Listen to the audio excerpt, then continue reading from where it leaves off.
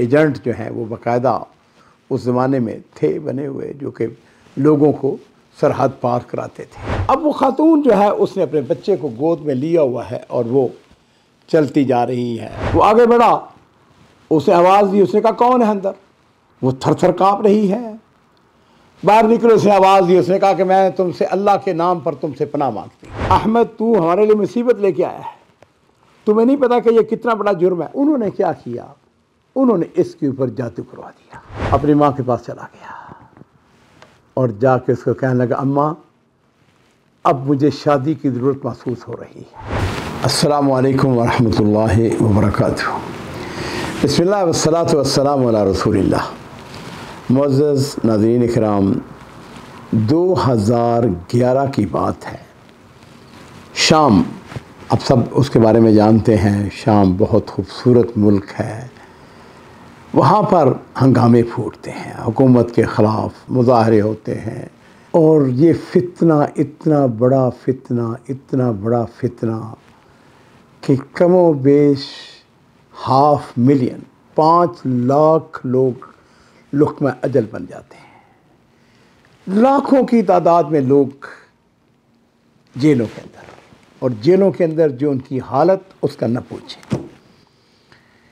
مجھے یاد ہے کہ میں نے اس زمانے میں سیریا کے حالات کے اوپر بہت سارے مضامین لکھے تھے، اس لیے کہ میں سیریا کے بہت قریب ہوں، میں بے شمار مرتبہ وہاں پہ گیا ہوں۔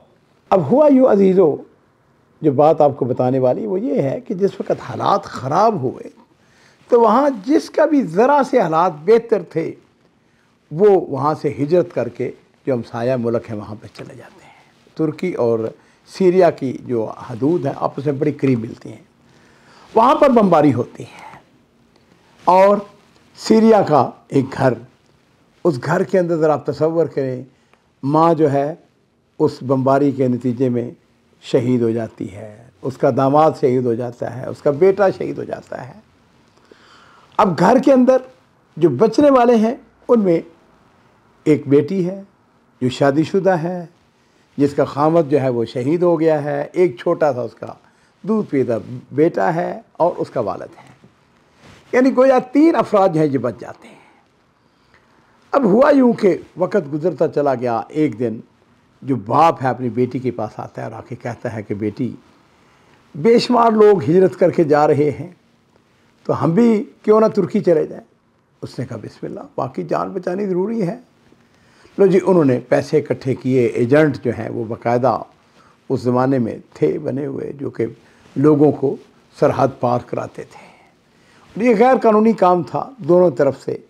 بہرحال یہ تھا کہ انہوں نے ایجنٹ سے بات کی، ایجنٹ کو پیسے دیے، اور ایک دن وہ آیا کہ جب وہ ایجنٹ کے ساتھ وہ بس کے اندر یا جو بھی اس کی سواری تھی اس کے اوپر بیٹھے، جس میں حدود کے اندر داخل ہو گئے تو ابھی انہوں نے وہ بارڈر پورا کراس کرنا تھا کہ جو ایجنٹ تھا اس نے کہا دیکھو بات سنو، اس خاتون سے کہنے لگا تم اپنے بچے کو پکڑو اور یہ تم نے ٹیلا جو ہے نا اس کو پیدل کراس کرنا ہے، دائیں طرف سے تم نے جانا ہے۔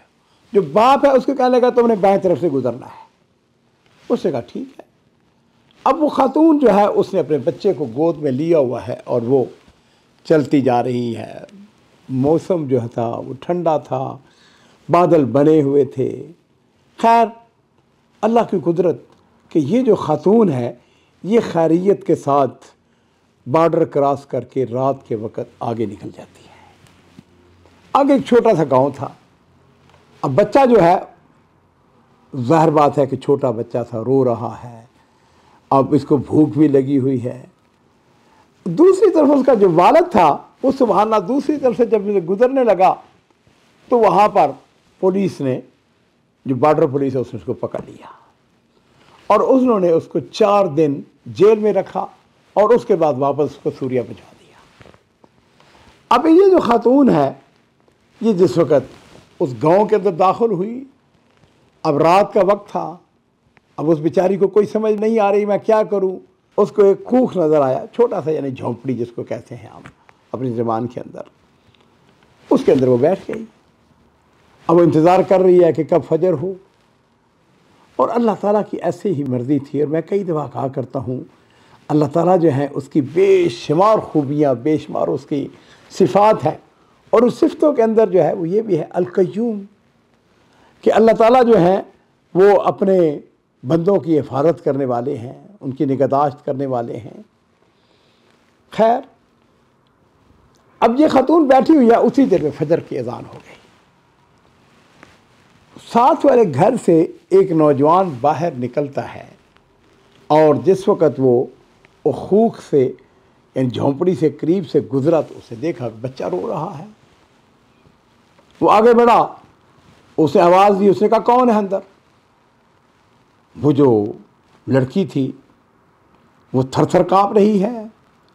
باہر نکلے، اس نے آواز دی، اس نے کہا کہ میں تم سے اللہ کے نام پر تم سے پناہ مانگتی ہوں۔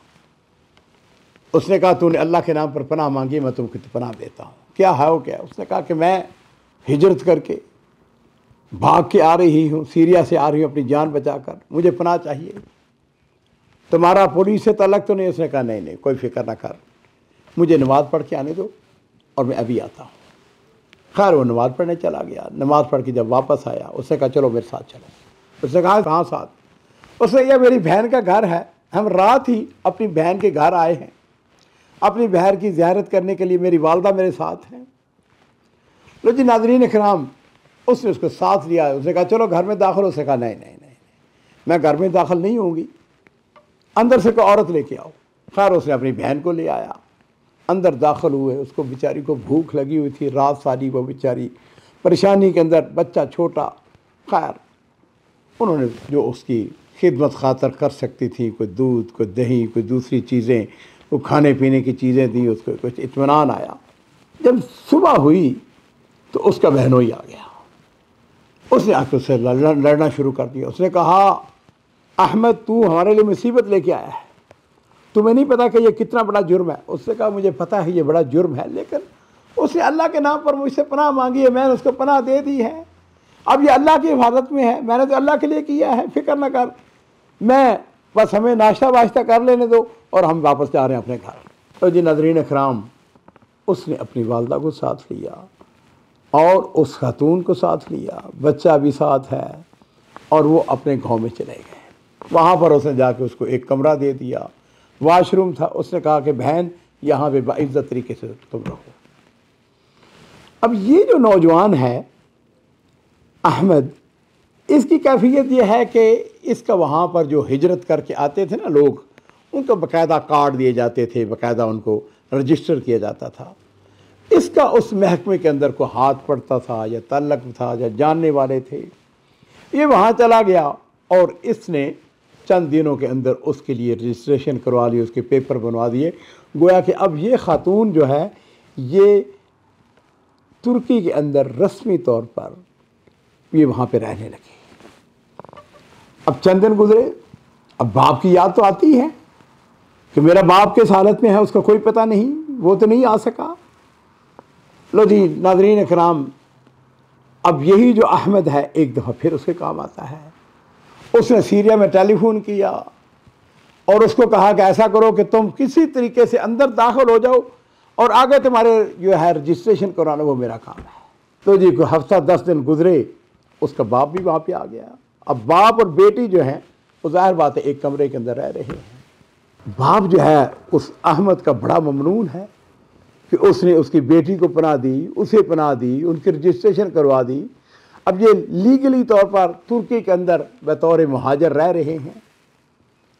ایک دن اس نے اس کی ماں سے پوچھا، احمد کی ماں سے پوچھا کہ اس کی تم نے شادی کیوں نہیں کی؟ اس نے کہا شادی میں نے اس کی کیا کرنی ہے، جہاں پہ یہ شادی کروانا چاہتا تھا وہاں پر ہمارے رشتہ دار تیار نہیں تھے، وہ چاہتے تھے ہماری بیٹی کے ساتھ شادی کرے، اور انہوں نے کیا کیا، انہوں نے اس کے اوپر جادو کروا دیا۔ لو جی اب ہوا یوں کہ اس نے شادی سے انکار کر دیا۔ جس لڑکی کا باپ ہے اس کا کام وہ حافظ قرآن تھا، عالم دین تھا، وہ لوگوں کے ساتھ رقیہ شرعیہ کیا کرتا تھا، جس کو ہم کہہ سکتے ہیں کہ وہ جن جو نکالتے ہیں یا جو اس کو اس کا علاج کرتے ہیں جادو کا دوسرا۔ اس نے اس کی ماں سے کہا دیکھو بات سنو، اگر تو یہ مریض ہے میڈیکلی طور پر تو پھر تو اس کا علاج کرنا پڑے گا، اور اگر کسی نے اس کے اوپر جادو کیا ہوا ہے یا کچھ اور، تو انشاءاللہ میں اس کے اوپر قرآن پڑھوں گا، اور قرآن کی برکت سے انشاءاللہ اس کا یہ سارا جو اثرات ہیں وہ زائل ہو جائیں گے۔ تو جو ناظرین کرام، اب شام ہوتی تو اس کو اپنے ساتھ بٹھا لیتا، اس کے اوپر قرآن پڑھتا، اس کو دم کرتا۔ 1 دن 2 دن، ہفتہ 10 دن، وقت گزرتا چلا گیا، حتیٰ کہ ایک دن وہ آیا، اس کے اوپر جتنے جادو کے اثرات تھے سب ختم ہو گئے۔ اپنی ماں کے پاس چلا گیا اور جا کے اس کو کہنے لگا، اماں اب مجھے شادی کی ضرورت محسوس ہو رہی ہے۔ اس کی ماں نے کہا، بیٹے جس شخص نے تمہارے اوپر اتنا بڑا احسان کیا ہے، اتنی بڑی نیکی کی ہے، میں یہ چاہتی ہوں کہ اسی کی بیٹی کے ساتھ تمہارا نکاح کر دوں، بولو کیا کہتے ہو؟ اس نے کہا، اماں اگر تم موافقت کرتی ہو تو میں بھی موافق ہوں۔ اب یہ دونوں ماں بیٹا جو ہیں اس لڑکی کے باپ کے پاس جاتے ہیں، اس کو جا کے عرض کرتے ہیں کہ ہم اگر تم اجازت دو تو تمہاری بیٹی کے ساتھ اس کا نکاح کرنا چاہتے ہیں۔ اب وہ بھی ظاہر بات ہے 22 سال کی اس کی بیٹی تھی، وہ بھی اسی خواہش اور تلاش کے اندر تھا، اور ناظرین کرام اس طریقے سے ان کی شادی ہو جاتی ہے اور اللہ تعالیٰ نے ان کو اولاد سے نوازتے ہیں۔